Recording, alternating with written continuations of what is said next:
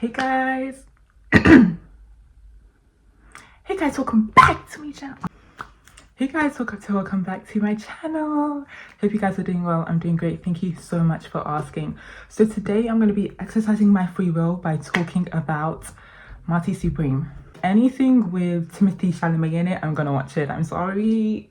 I feel like one of my toxic traits is that if there is an attractive cast in a movie, I will watch it. Like, I did watch F1 purely for Damson Idris and I was not let down.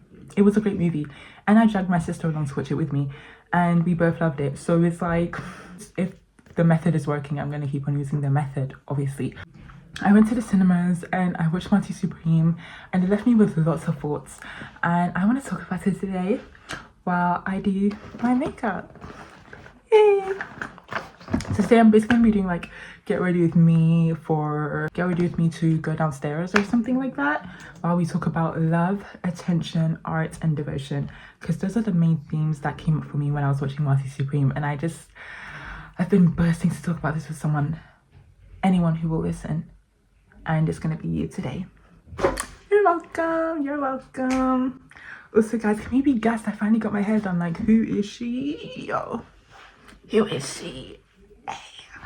So I think that one of the purest forms of love is not only missing someone, but is wanting to perfect a craft once you love a craft. I feel like that is one of the purest forms of love. Like loving a hobby so much that you just want to perfect it, that you want to understand it, know the language of it, know how it works. Because I feel like for me, the difference between liking a hobby and loving it so much that you want to perfect it is sustained attention. And that comes from devotion. Yeah, like the distance between attention and sustained attention is essentially devotion. Devotion being the time and energy that you put into your craft, into what you love to do. And for me, I feel like that devotion is love. So like the more you love something, the more attention you're gonna give it.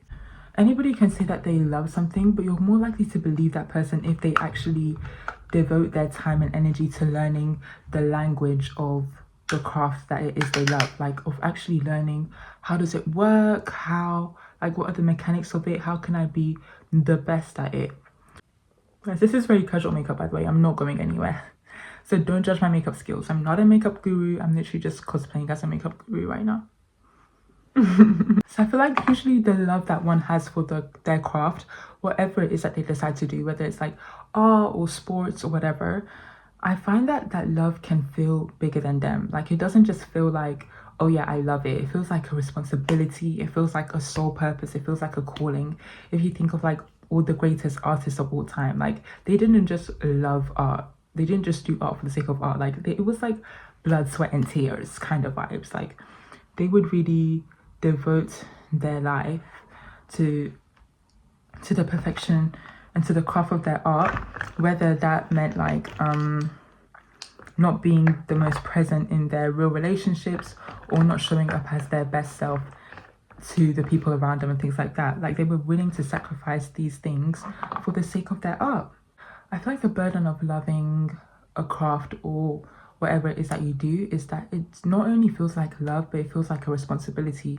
I think of Noah Lyles, for example, and his thing is like he really wants to transcend the sport and like push the boundaries of what human beings can do with sprinting.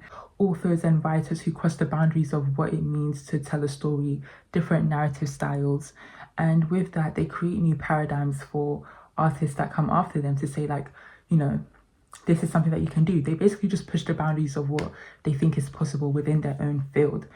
I feel like there's a form of humility that comes with that kind of responsibility of being like, I'm going to be the one to surrender myself to this art form. I think a lot of like actors and writers who humble themselves to their characters, they literally surrender themselves to their craft, to the art, in order to be like in service as best as they can to the characters that they're playing. And yeah, that is like literally humility. All that to say, yeah, I would say that when someone dedicates themselves to their art, or I don't really know what to say it, I don't know how to word it, like I'm sorry I can't find the right words to it, but hopefully you get what I mean. But when somebody dedicates themselves to the arts, rarely is it about what they can do and what they'll gain from it, because we know that the arts industry is not, you know, you're not going to get paid the most, let's be for real. A career in art is not where the money is at unless you really, really want to make it. And most people might not even end up making it, but they still do it for the love of the game. And again, that goes to show that like it's not really about what you gain from it. Sometimes it's not about the physical accolades, but it's literally just doing it. It's just doing what you love. That's what keeps you going, and that's what keeps you motivated to do it. Which is why I love fanfic writers. Like, they always come up when I talk about stuff like this, but I literally love fanfic writers so much, because you know that what they do is never because of the rewards and the monetary value they get from it, but it literally is purely about connection and just how much they love writing and storytelling. And I feel like that's so pure and so beautiful, and that's why I love them. Love y'all. I'd say that there's really something so sweet and humbling, but bittersweet about that kind of devotion, because even though artists and sports people, they put so much of themselves and their time into their art, they're not always like monetarily compensated for it, for example. I feel like that's why physical rewards and accolades are so important, and like if people can have it, they would do it, because it literally is a display of the time, love, energy and attention and devotion that they put into the craft and whatever they do. That's essentially what reward or a trophy or a medal is. And I feel like the reason why awards and things like that are so rewarding is because when it comes to loving people, there is no physical public display of love. When it comes to loving other people, there is no display, there is no award that you can give to say, yeah, I've loved this person so much. There's no evidence to say that you have mastered the art of loving a person. But when it comes to like art or sports, at least there's a way that that can be awarded physically. Yeah, you can say the end goal is to make someone happy, I suppose. But I feel like despite our pure intentions, we can inevitably fail like that, because we are human beings. Oh my god, that wing is too strong. Oh, hell no.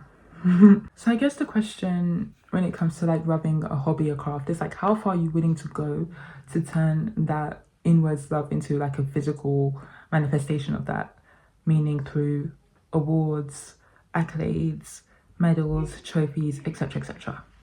Because I feel like when you see all of those, it's like, wow, I'm seeing the love that I have for this in front of my face, tangibly. But when you love a human being, there is no such thing. Like when it comes to loving people, the only way to be like, I know that I have loved and I know that I have loved you and that I have been loved by you, the only evidence of that is a changed heart, or just like being changed and transformed by a person.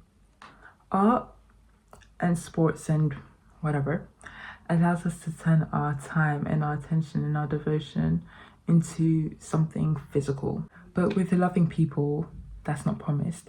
And it made me think, if we loved and paid attention to people enough, could we perfect the art of loving someone intimately, like truly, truly? Could we do that? I don't know. Like, is there a way to love a person to the point of perfection with sustained attention? I'm not too sure, but what I do know is that the evidence of loving someone and having been loved is change, is transformation, is just being different. This is not good.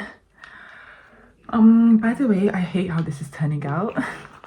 If you didn't know, I might never do this again, but you know what, it's okay. Ew, I hate it. I really wonder if anything I said was coherent. I feel like you have to put so much faith in language and just pray that like everything you speak and say and communicate is getting across. Like every time I do a talking video like this, I just pray that the message is communicating.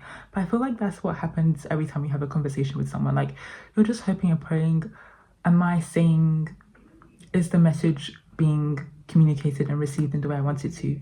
There's just so much faith that we have to put in language. And right now I'm putting a lot of faith that like hopefully y'all could understand the gist of what I was saying. If you didn't get it, just pretend.